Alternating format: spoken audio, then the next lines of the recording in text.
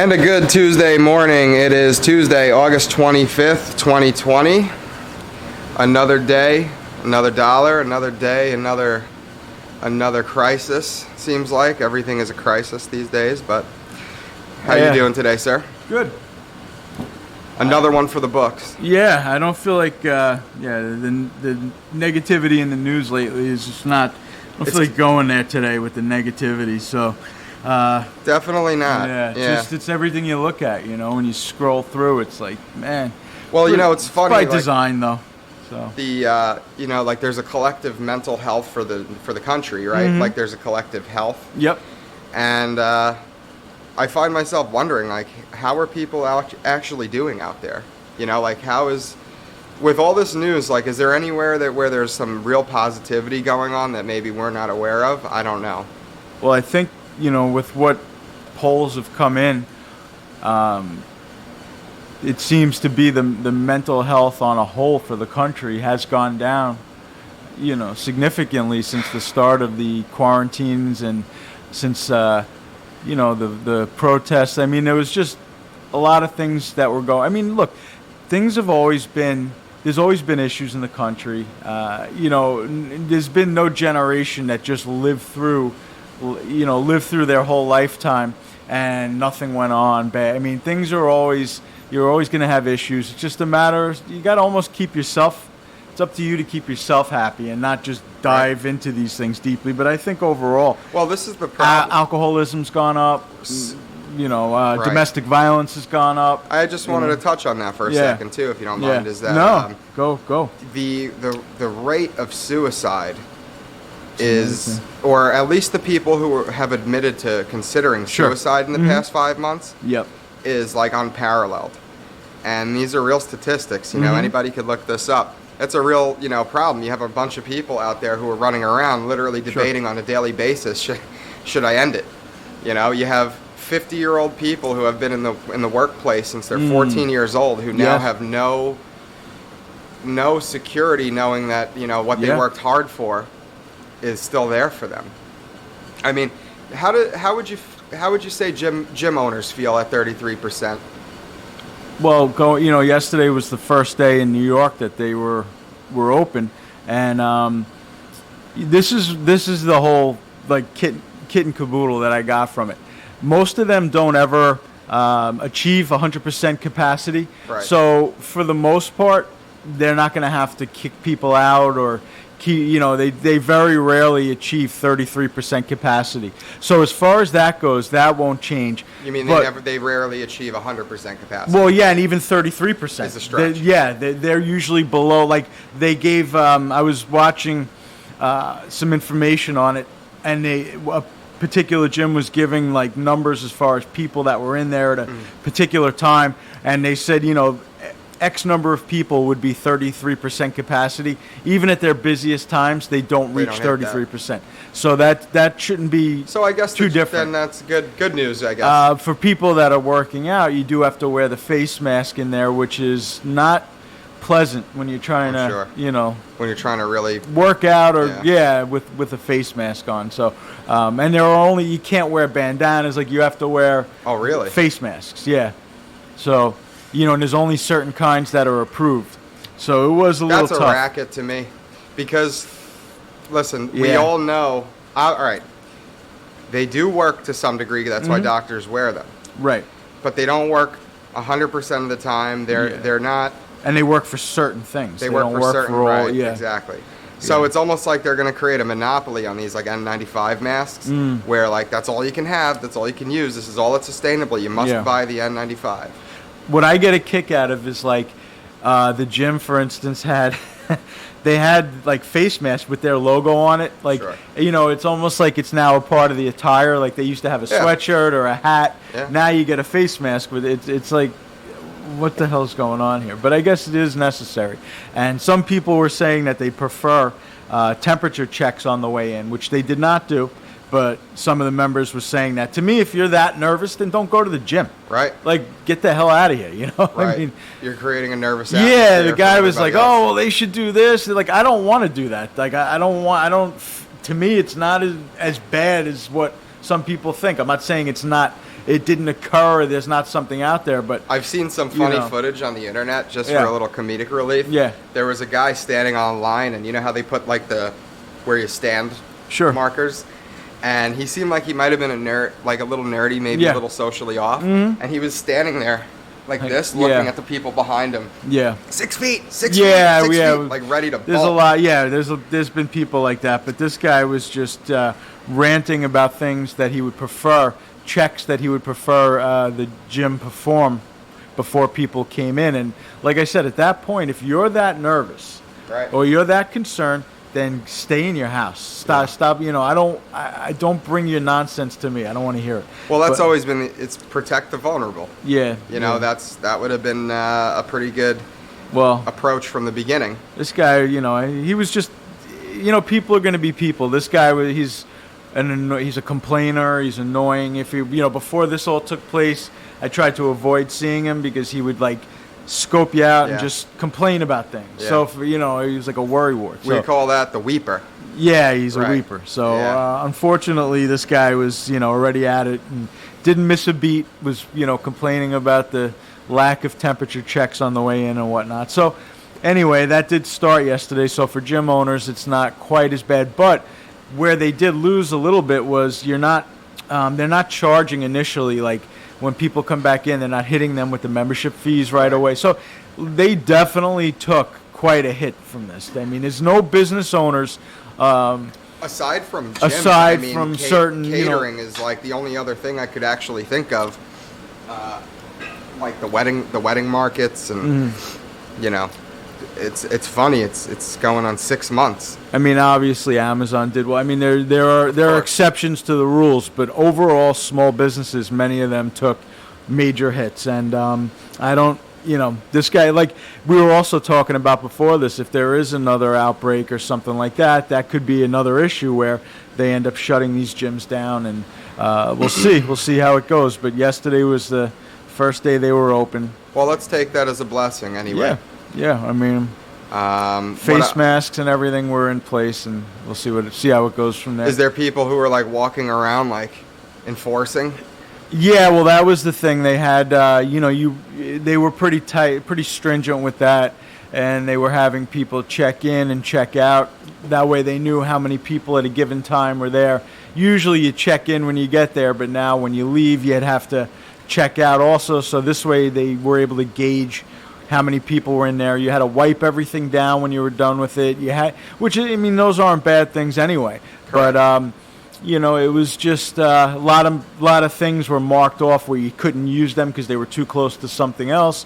So it wasn't a perfect world, but it was I saw on the news today the Port Washington School District. Mm-hmm. Is having a little bit of trouble because they initially promised to open up 5 days a week for kids to go to school. That's odd, 5 days. And now they're reversing that and going 3 days. Well, isn't that where everybody's at? I thought that all the schools were at 3 days. I think there are some schools that had this AB plan to be open 5 days per week. Oh, okay. But they had some pretty considerable, like, peaceful protests in regards to that. Because you have parents who don't know what they're going to do with their kids. Sure. They can't afford to work from home forever. I know it's great on, like you see, like we were looking on Twitter this morning, like share your work from home stories. It's so magnificent. Not everybody could do that. No. People have children. People have to report to the job site. Yeah. People have to do what they have to do. Yep. And I understand the frustrations of these parents. People have disabled children that really, you're not... the other kids in the house suffer educationally because one child demands so much attention from the parent, or it's. In all fairness, I will say it's a lot of pressure on anyone in leadership right now.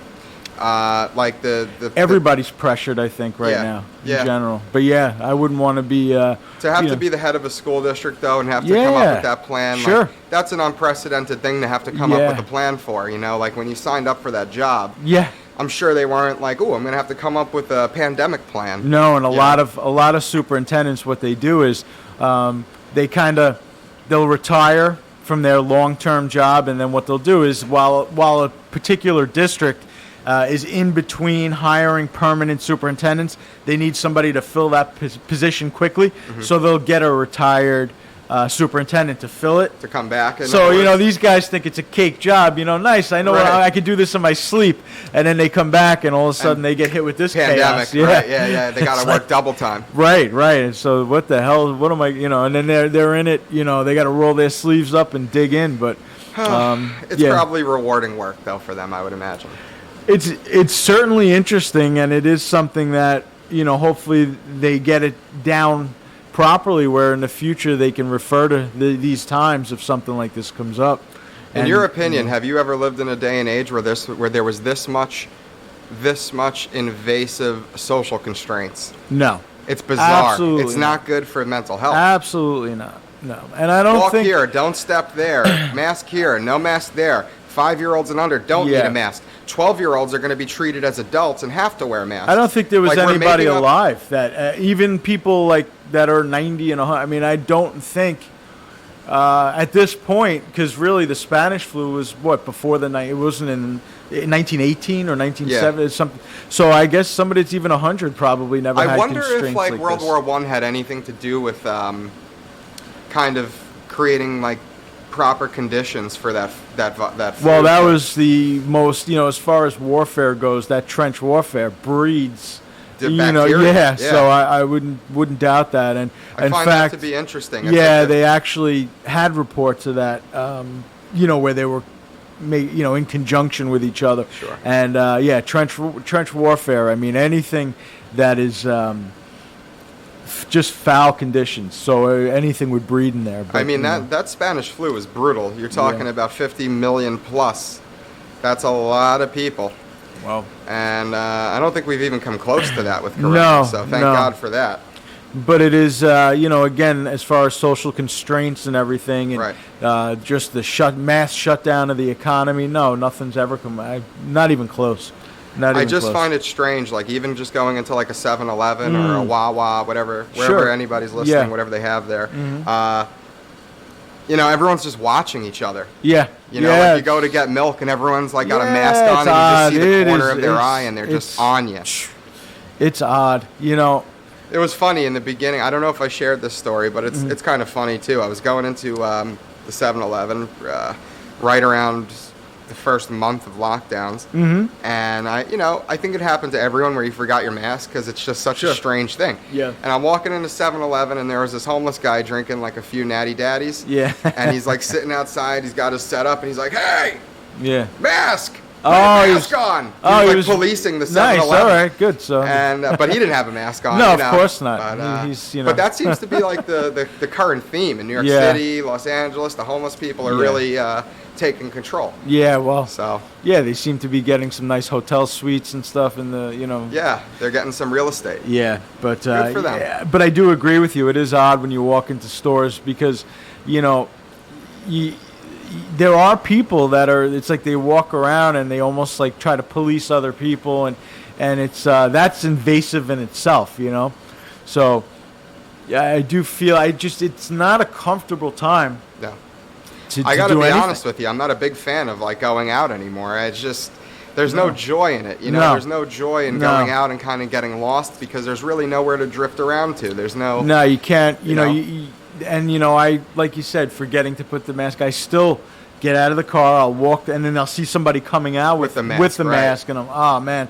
So I go and put it on. And if you go in, they're going to cause a ruckus. Yeah. It's. I did see a teenager walk out of 7-Eleven without a mask. So I figured, oh wow, maybe they don't. So I went in without a mask, and then it was weird. Nobody said anything, but I could see other people. I said, you know what? I just put the damn thing on. And I think it's pretty much, everybody has them on now everywhere you go. So. I would love it to go away. Well, the mask thing is really. The lines are. I went to Bed Bath and Beyond. The heck did I have to get there? Almost. Actually, I had to get it. We had to hang something for you. So that was where I got the stuff to hang certain things with. And when I tell you the line just literally wrapped around the entire store, it was just down one section of the store, across another, down another. I mean, insane. And I had just come from the bank where the line, you were outside waiting to come in. It's just... there's like strange security guards now in places that they never were before. Everywhere. Yeah, the guy, and it's walking into a grocery store, you get the security guard checking. It's like... I went into the store the other day, and there's this guy, like big muscular guy, like he was standing at a nightclub. Yeah. That's what happened. They don't have the nightclub jobs anymore, so now they're at the supermarkets. Whole Foods bouncer or the Pathmark bouncer. Yeah, they're out there enforcing. You know, like I said, the banks now, they have such a small amount of certain banks. It's like there's only maybe 5 or 6 people that could be in at a time. So the line is literally down the parking lot. I mean, it's. I don't know. I think the whole toilet paper craze went away too quick. I'm going to remember. I might have to write and publish a short story about the toilet paper shortage of 2020. I can't.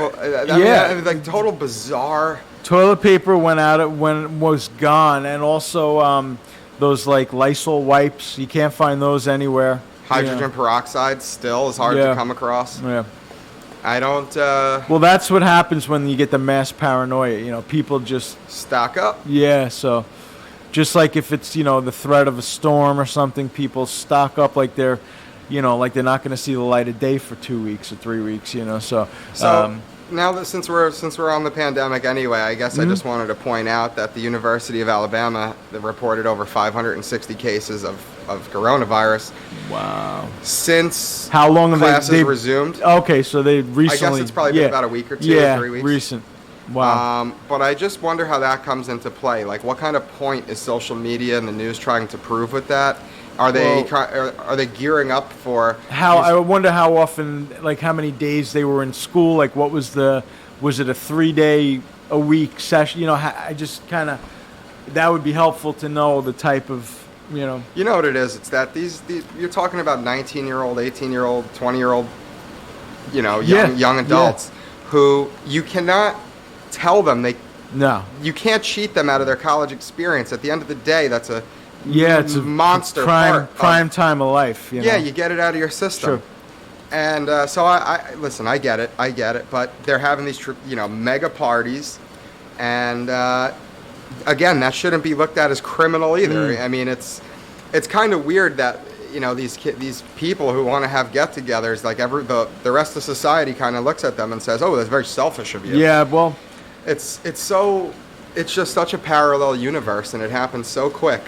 Not everybody is in the same, you got to kind of put yourself in other people's shoes, but, they're also, you do have to, everybody has a duty to do the right thing. Right, that's what I mean. Like, at the end of the day, you want people to enjoy these points of their lives, but, look, I think the survival of your relatives or older people in your life is more important than that generation didn't do themselves any service by making themselves seem like any kind of selfless group. I mean, the minute that they were told to lock down, they refused. Yeah, and these are also a lot of them are the same people who think they're social justice warriors as well. So it's like the ultimate selfishness. Yeah. And so, Yeah, the we'll spring breakers were, I remember when they had, pictures of spring break going on as always, and people that were living down there said everybody's still flocking, flocking down Daytona Beach, all the other places. It seems like Florida's like almost promoting it though, like low key. I feel like they kind of want to. Yeah, they don't want to kill. That's the state. It hurts to lose that money, coming into getting pumped into the economy there. Sure. Listen, it's so hard to cast any judgment because at the end of the day, if there's no business, there's no financial institutions that are just operating at full force. What do you expect? How is the strength of the country to maintain itself? It can't. It's tough. These are tough times. Like I said, I'm just hoping that it doesn't there's not another Well, like we outbreak, said, I don't know if we can handle the second one. Yeah. I mean, it's, but it's not good when you see anytime people do gather, like at this school or something, it seems like they're indoors, they're in rooms, they're in dorm rooms, 40, 50 people, how big these rooms are. And hopefully there's not mass protests again like we saw after Floyd with this new case. Oh, there is already. Well, I think as much as the left was trying to deny that any more cases of COVID occurred as a result of those protests, I think we all have to come to that realization that it does. I had some of the biggest arguments in my entire life. Yeah. With people I cared about very much. Sure. About them participating and their denial of that spreading the virus. Yeah. No. And it does. it's amazing because you pull up pictures. Yeah. And you have, no joke, 100,000 people sitting in a square somewhere. Yep. Or whatever. Right. They're all drinking, some sharing joints, whatever they do. And not all and of them. They're shouting, they're and shouting, spit's they're coming out of their mouth. And right. So if you're a college kid that wants to enjoy his spring break, why should you be cheated if they? Yeah. So that's the thing. It's like all these different things have to be taken into consideration. It's hard to balance. Yeah, and that's where, if I try to put myself back into that mindset of an 18-year-old.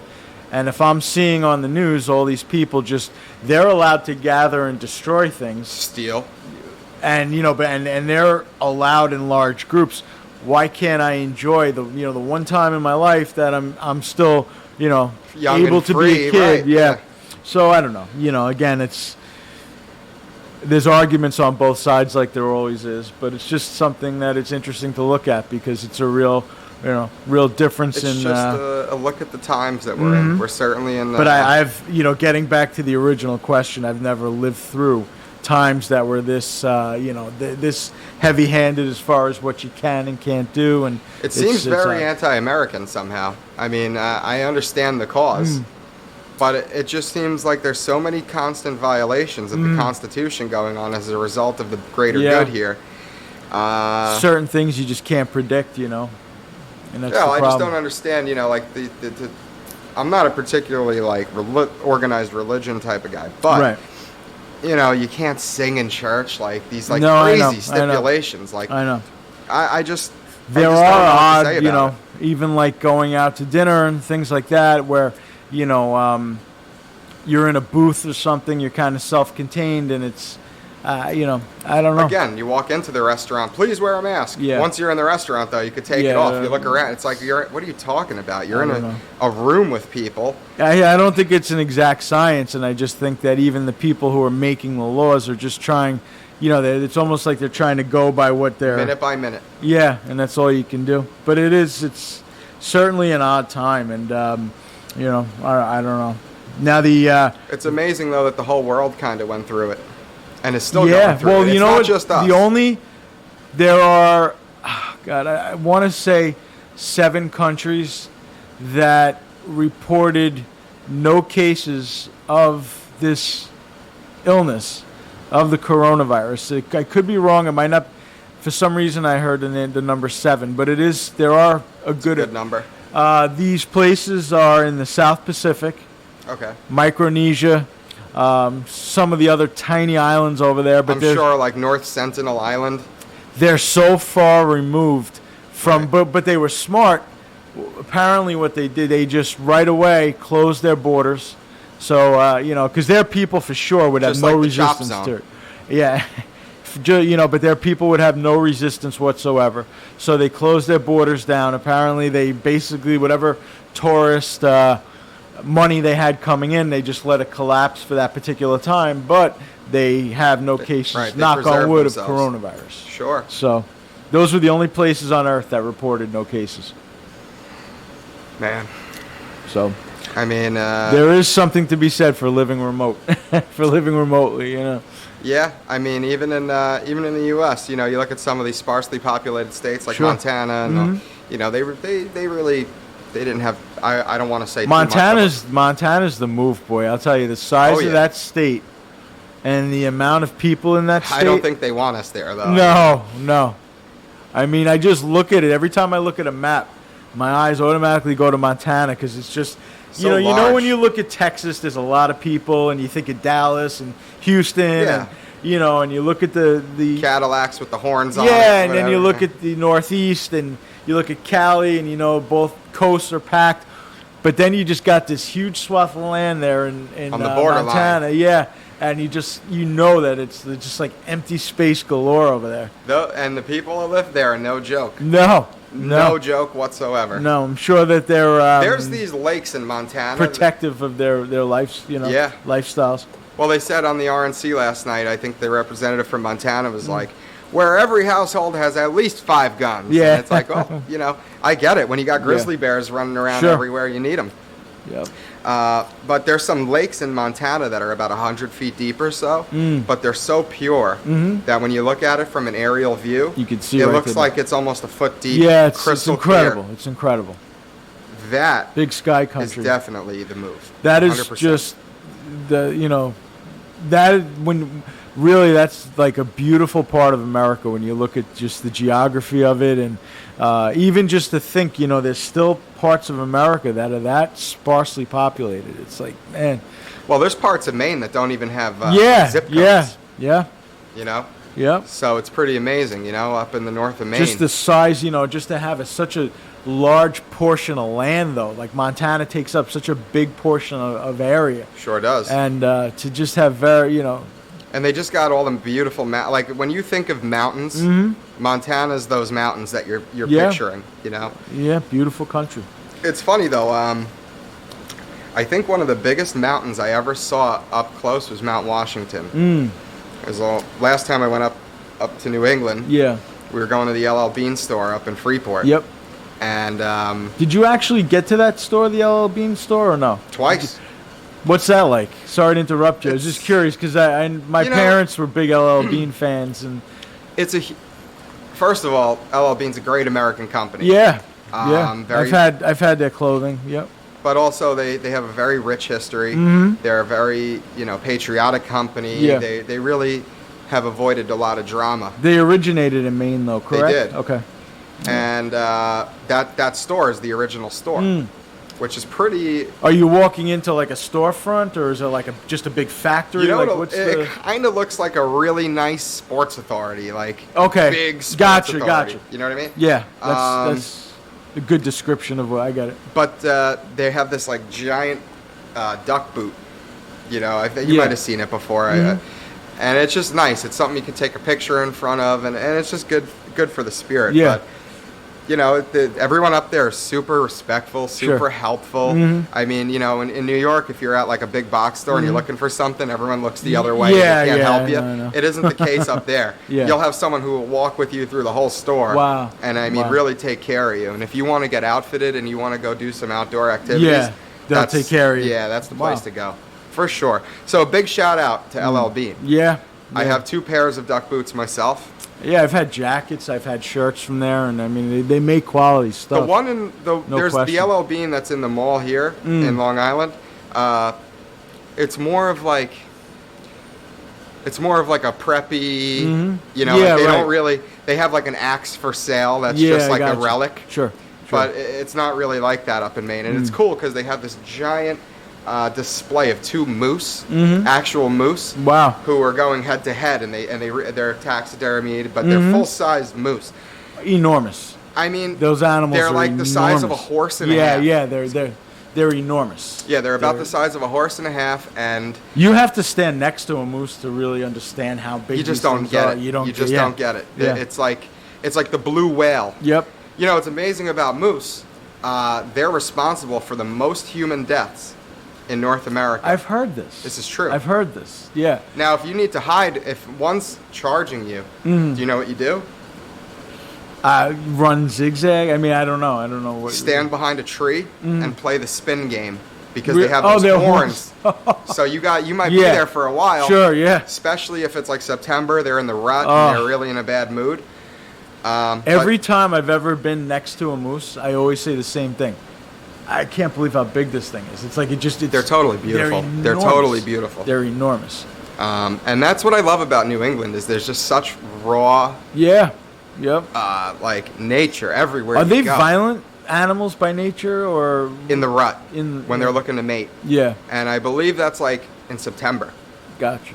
So that is definitely not. You don't want to go near them. Then. Yeah. If you see one, you want to definitely keep your distance. You want to avoid. Not an animal you want to pet.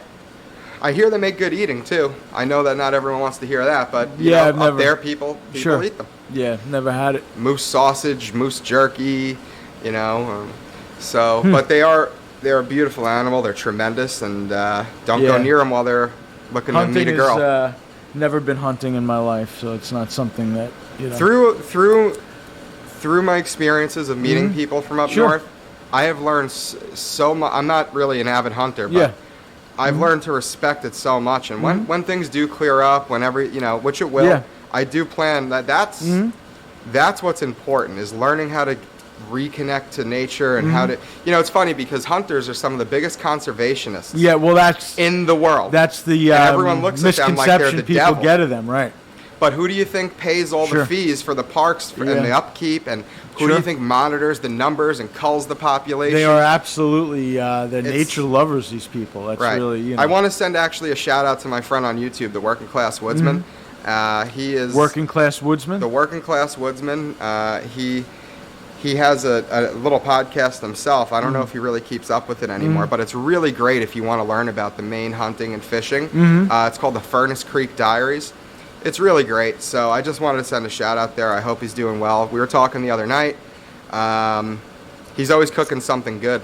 Yeah, I can imagine. We used to go up there. We would cook. We would eat all kinds of stuff. Wow. We'd bear and venison meatballs and étouffée. Like really things you just can't get. What's étouffée? Étouffée is like, I believe in French it means smothered. So it's like a spicy gravy that would traditionally have like crawfish and green peppers and onions and you know some. I've had venison. I mean, I don't, you know, as I said, I'm not a hunter, so I don't. Again, I don't take sides either way. I mean, if somebody hunts and they eat the food, you know, I'm just somebody that lives and let lives. I don't get. You know, the thing is, a lot of people don't know how to handle. You have to understand what you're cooking. Sure. So venison by nature is very lean. Yeah, I've liked it. When I've eaten venison, I had it done as bacon, and I've had it as sausage. Yeah, and it was good. Yeah, it was very good. You know. You know, one of my biggest secrets, it's like fat is addictive, right? Fat is an addictive substance. So when you take butter, and this is why the French kind of get a lot of credit in cooking, is they know to take butter and really slather everything with it. Yeah, and finish it makes with everything butter. taste better. It's really just it elevates food. There's a term for it in French. But when it comes to venison, the way I like to cook it is I like the back straps, which are like the filet mignon. Okay. And I like to charbroil. I like to keep them surrounded by garlic and thyme and rosemary, fresh herbs. Yep. And salt and pepper like crazy. See, a lot of people are afraid of salting meat. Yeah. But when it comes to steak and when it comes to venison, important, right? It is like, if you don't season it, it's just... No. So the salt really takes it to that next level. But when you take it off the charbroiler, what's nice is if you have a nice like melted butter going to just finish with a little of that butter, and then you slice it nice medium rare. Yeah, I'm sure people out there are getting hungry. I know I am. I personally like it. Yeah, and like I said, the 2 times I've had it, it was phenomenal. At my last job, the owner would go hunting like every couple. It seemed like every couple weeks. You know, when you're on that level, you just do what you like. And he would always bring back venison. He'd be like, you've always cooked this up for me, you know, blah, blah, blah, come out and eat lunch. Yeah. And that's how I would do it. And everybody would come, grab a plate. People you would never expect eating venison would come down and they'd love it. And I think that's the way to do it for sure. Is definitely the charbroil with the butter. And definitely not the most healthy option, but certainly tasty. Yeah, I mean, it's, you know, any type of animal that you're getting in the wild, it's always going to be healthier, you know, to eat anyway. So you're starting off on a good foot with it. Well, it's interesting. I mean, to get to like the local level, I mean, in Long Island, we have a serious deer population. Yeah, absolutely. And the problem is Long Island's kind of, you know, there's more people in the town of Brookhaven than there is in the city of Miami. So let that sink in. Yeah.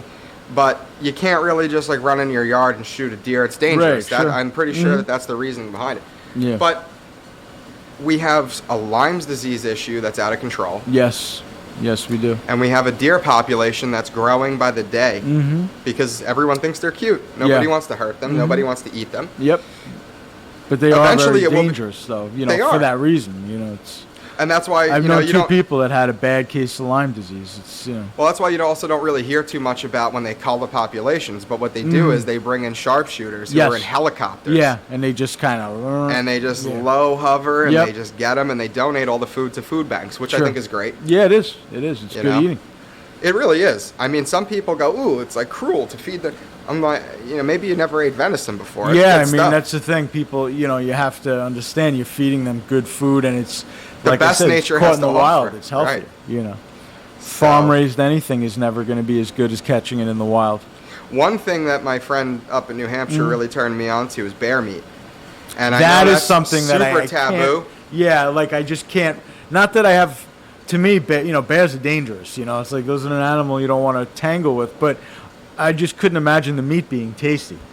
Well, it is. It's extremely lean because all their fat is on a layer on the outside. Okay. Yeah. But underneath all that is just like really like tense fiber. Sure. You know? The thing with bear meat, though, it's like highly toxic if it's not fully cooked. Oh, really? It has trichinosis Wow. and really bad things. So I learned how to cook bear meat, and it has to. There's no such thing as medium rare bear. It'll kill you. So it's see that's I mean that But automatically is like when you slow cook it, or you make like a lot of times they'll grind it in the meat grinder and they make sloppy joes. what's the purpose? There are so many deer out there. Like, what's the purpose of eating bear meat if it's risky? Like that's where I start to lose the. Well, there's definitely programs where they have to watch the populations. Okay. Because that would be my question. Like, I'm pretty sure that's like a Yeah, huge part of it. I imagine it's that, also you know. heritage. It's also heritage that we don't have down here. Yeah, people are used to eating it, and it's part of their. Yeah, I It get is. it. I get it. It really is, and there's good reason for it, and the people that hunt them are very mindful Sure. of what they're doing. It's not. Well, that's the It's thing. not like a free for all shoot every bear you see. You most hardcore like real hunters that I've known, like I said, are extremely pro nature, and they're everything that Some they of the biggest do. conservationists Yeah, you'll and ever even meet. in the way that they do shoot the animals, they're always trying to do it in a way that's like the quickest death. You know, Yeah. it's. I mean, it's frowned upon when you take like a reckless shot. Yes, from too that's far, that's you know, what I like, mean, and I have that's why I have people respect spend for that. Yeah. hours or Sure. days in hunting blinds, Yes. or up in a tree. Yep. Because they're just waiting for that shot. Yeah, for the right shot. And I bet you that's just a magic moment as a hunter to experience that for the That's what first they time. say.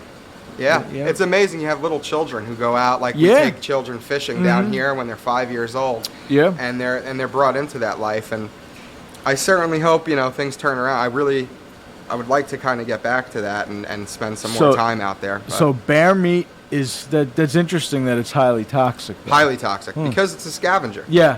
Yeah. It eats carcasses. It eats Right. but it also eats great things too. Yeah. Bear in mind, it eats, no pun intended, it eats honey, salmon, Sure. fish, Yeah. insects, a lot of different things. Sometimes it eats trash. They're Yeah. like the shark of Yeah. of the land. Yes. you know? Yes. Well, it's an enormous animal, and it has to keep itself. The bear is a really like mystical animal because it doesn't want to be seen. Yeah. Yeah. So it's very rare to find like a dead bear. Right. They know when they're dying To they hide somewhere, hide, yeah. and it's Yeah. just amazing. That's why they always had this folklore of the bear. And, Yeah. and No, they are. They're very. They're magic. North American animals in general, to me, are just some of the most Magnificent. majestic, beautiful animals on the planet. yeah, You know. absolutely. I remember, this must have been 12 years ago, maybe, if not more. Maybe more. Where I went to North Dakota with Grandpa. Yeah, the Badlands, right? And you want to talk about animals, when you see a bison, Yeah, that's what I was just going to mention. A bison to me is like one of Stay the away. most majestic animals that you stay can. away Yeah. from them, though. Yeah. Because they'll come in, they'll check you out, and you're leaning out of your car, and then they just horn you. Yeah, another animal they that trick is you. enormous. They're Like, just no joke. Oh my goodness. They're absolutely no Yeah. joke. But they're gorgeous. See, that's the thing too. When you compare the North American buffalo to the African buffalo, Yeah. I find a North American buffalo to be much more like an attractive, majestic-looking animal. you Yeah. know? Especially, I mean, it's a real tragedy because we don't have buffalo. We no, have bison. bison, right? That's yeah. Because Yep. we Killed them off, killed right? them off. I know. Yeah, it's really, I know. that's a hard pill to swallow there. I'd have to admit that, but that is Yeah. true. Yep. And It's one of the thank God they terrible had hit. bison though. Yes. I mean, it's close. Yep. But they're out there and their populations are doing good. Another thing I would like to touch on is seeing a wild horse. We were on top of, I don't know if it's like a plateau or what exactly it is, but it's like you're just at a high point Sure. on top of a rock looking down at the prairie. Yeah. And it's like never ending. And I remember, this is one of the best memories I have. is there was this little blip of dust all the way in the distance. And the tour guides were like, you see that? Yeah. Wait a few minutes until you actually realize what that blip of dust is. Yeah, horses all. It was a herd of wild horses. Wow. Coming to the river, the Little Missouri, to drink some water. Wow. And when you see like a wild horse, I mean, you ain't getting close to them. I'll tell you that much. No. But to see them from afar. Talk about a majestic animal. Yeah. That is like, you know, Boy. That is where we all need to go back. We really need to like root ourselves a little bit more in nature, I think, because it is grounding. It is really something that connects us to Earth. It's very hard to do within the concrete jungles that man is, you know, for many reasons. If you ask some personal friends of mine, I do a lot of complaining about down here because we just don't have that. No. You have to be like almost a millionaire to enjoy that here. That's the problem. Right. It's like it's a luxury. Yeah. And fishing is getting to that point. Yeah. Because the estuaries, everything is so polluted that you need a boat to go get away from it. Right. Sure. Yeah, and it's becoming where nature and all that stuff is a luxury down here, and that is very far away from why I loved Long Island as a child. Yeah. Because as a kid, it felt like this. I remember we'd have relatives come from Queens and Brooklyn, and they would be like, "Man, you guys are really in the sticks over here." Yes. And I was like, "Huh, really?" Yeah. But you know, like I remember telling them, "Yeah, we're gonna walk a block or two, go to the store," and they're like, "A block?" Yeah. Like, because a block here is totally different from a block in Queens. You know, like the corner store over there. Yep. But no, it's very. What's amazing, I guess we're kind of really taking a little bit of a nature-y turn here, but coyotes are becoming more and more seen in big cities. Yes. So to find them in like Manhattan is just like, wow. Yeah. Imagine you're like in I don't know, maybe in the Bronx it would be, but a coyote walking by Yankee Stadium. No, it's becoming more and more frequent, you know, as all their habitats are becoming encroached on, and it's, you know, there's. It's totally amazing, and good for them. Good for the coyotes to have the nuts to want to go to the city. You know, I mean they're spotted regularly in the suburbs now. You know, that's. Well, we have a lot of we have beautiful foxes. Foxes, yes.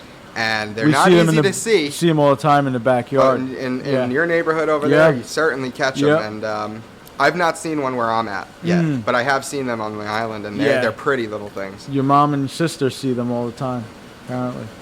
But they're you know, another cute animal. But it's, you know, it's just a shame because it is becoming more and more difficult to just access these places and to really, you know, like that trip that your grandfather took you to the Badlands. I mean, that's worth its weight in gold to go. That was a majestic trip. Yeah. Now, when we went on our horseback riding tour, the instructors had some big irons on their hips. And everyone said, well, what's the, you know, what's the, why do you got that? Yeah. Mountain lions. Yes, yep. You can't fool with those. People don't understand. That's the problem with the inner cities and the suburbs. You don't understand. You don't understand that a predator is going to rip your face off. Yeah, yep. So. Yeah, you become very detached to, you know. Which is unhealthy, I think. I really don't think that we have any business detaching from nature. I know that seems to be the natural progression of what's happening, but I think that's one of the biggest mistakes. Sure. That's why when I see some images, like to talk positive about New York City, they are trying some things that are beautiful. Like they're putting gardens on top of buildings. Yes, Barclays. they are, I mean, that is great. Yep. And if they could do that to just about every surface of the city, imagine that would be a high. That would I would consider high tech. You know.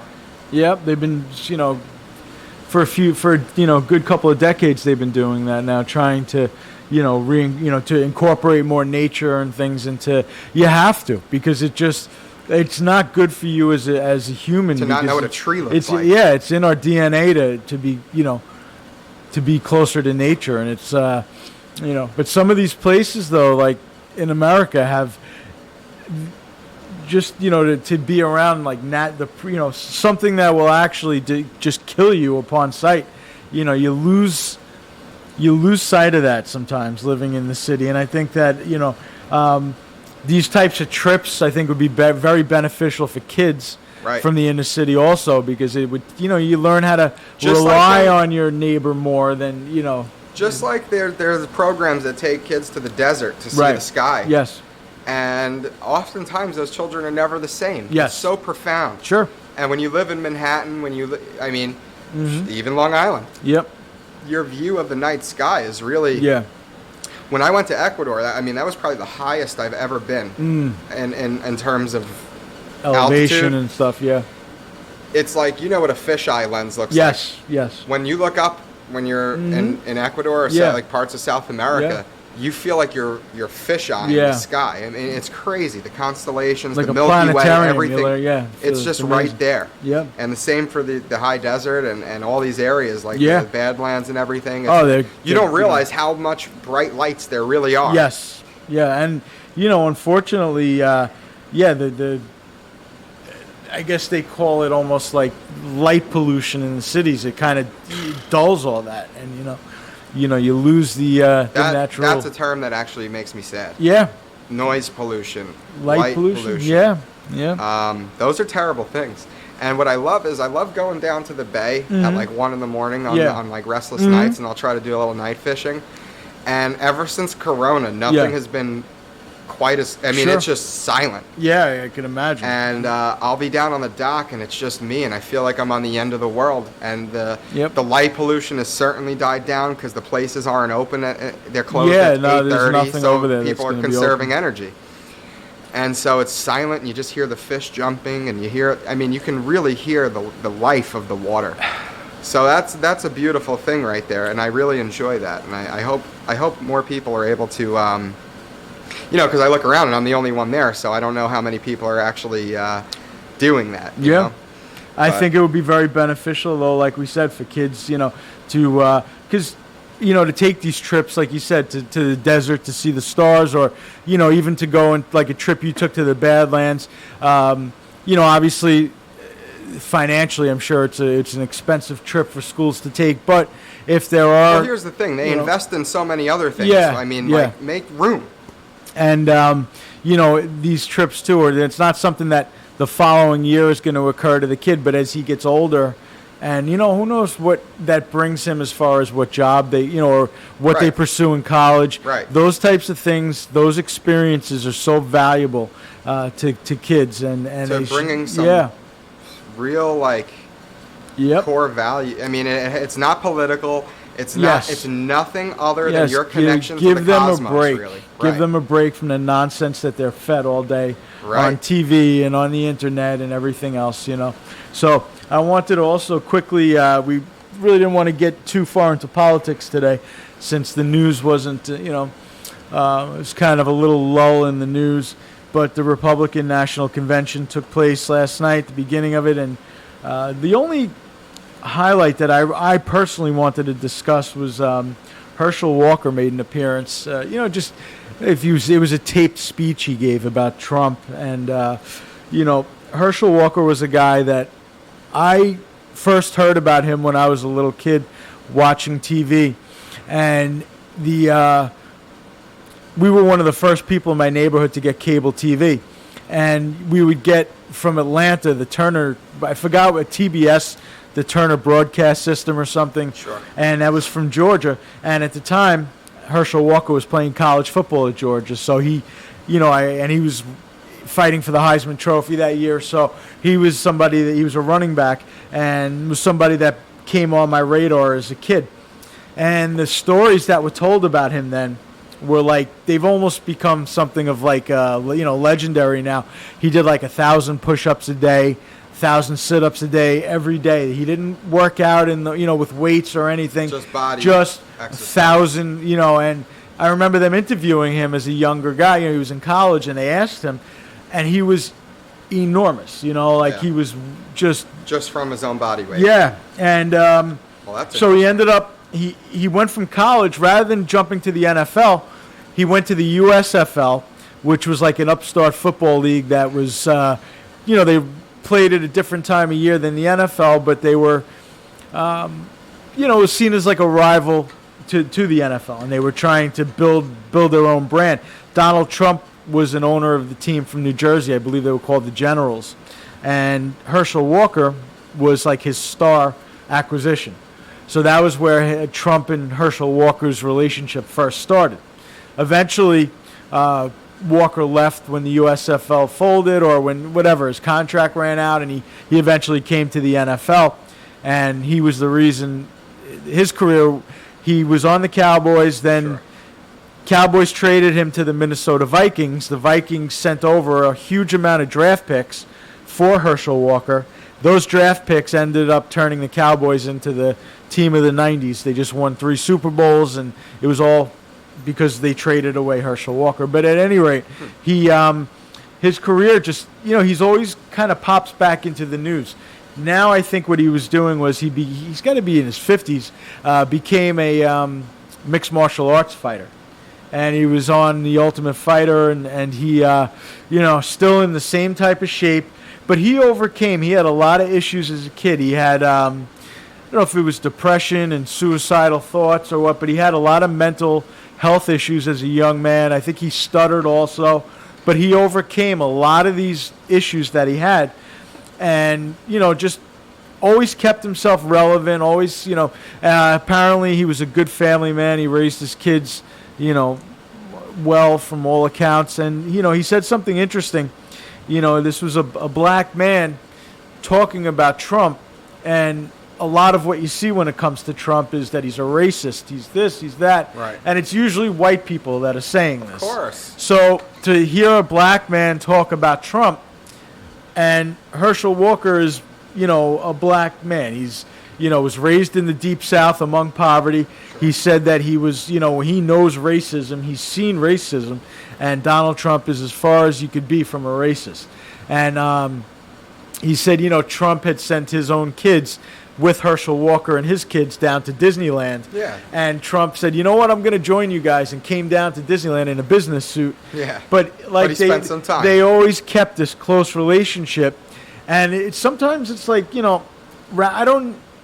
it's nice to hear it from the horse's mouth. Right. It's nice to hear a black man who was somebody that I found, was a successful guy, inspirational guy growing up, to say what he really felt about Trump. And, And it takes a lot of cojones these days to be a black man to support Trump, because you have so many cretins just coming after you and calling you every vile word in the book. We were speaking yesterday about a white person or a white woman putting up some vile things about Trump being a racist or a Nazi or this or that. And, what a joke. Then when you see an actual person of color talking about the complete opposite, type of experience with Trump, I think people need to look a little more at this. Well, what they do is they turn it. Yeah, it's easy to turn a blind eye, or to say, there's something wrong with Herschel Walker, or he's an Uncle Tom, or he's this, or he's that. This is a man, like I said, who grew up in the Deep South, experienced a lot of issues growing up because of his mental health issues, stuttering, being black in the Deep South, and for him to still, all these years later, stay connected to Trump and want to give his endorsement of Trump. After all the mudslinging, after all the nonsense. Says a lot to me about how Trump feels about blacks and how he feels on racism. And I think it needs to be mentioned. So that was all I really wanted to talk about from the convention. I didn't want to go too far into it. It's Trump, I would say, had a pretty, great plan on getting the country back on track, by the way. Much better, in my opinion, compared to Joe Biden's.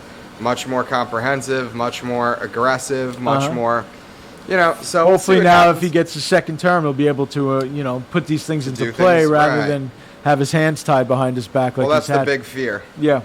But I have a lot of confidence coming up for November. I know it's going to be chaotic. I know that there's going to be a lot of... Well, especially with what's going on with the post office and stuff, that they're, having issues, and they're, with cuts and everything else, and it's not really the right time to be Fauci playing. and Burke say that it's safe to vote in public. Yeah. So I mean, it's like they listen when they want to listen, and they don't listen when they don't want to listen. I know. It's so crazy to me. That's the thing that this whole thing to me, it's like you can protest for A, but you can't protest for B. Well, Bill de Blasio said you're only allowed to protest for Black Lives Matter. Anything else, you're not allowed. It's like he needs a good smack, man. He really does. It's like what? I hate him. I hate to even use the word hate. But I know. He really sickens me. He's disgusting. So anyway, with that, let's drop it, and we'll be back tomorrow. We got an interesting week coming up. We're gonna have a new face on here for a quick interview, and we'll see what happens. It should be a lot of fun, but it was really nice to be able to touch base with you all on this Tuesday, and you all have a great day. Stay safe. We'll see you guys tomorrow.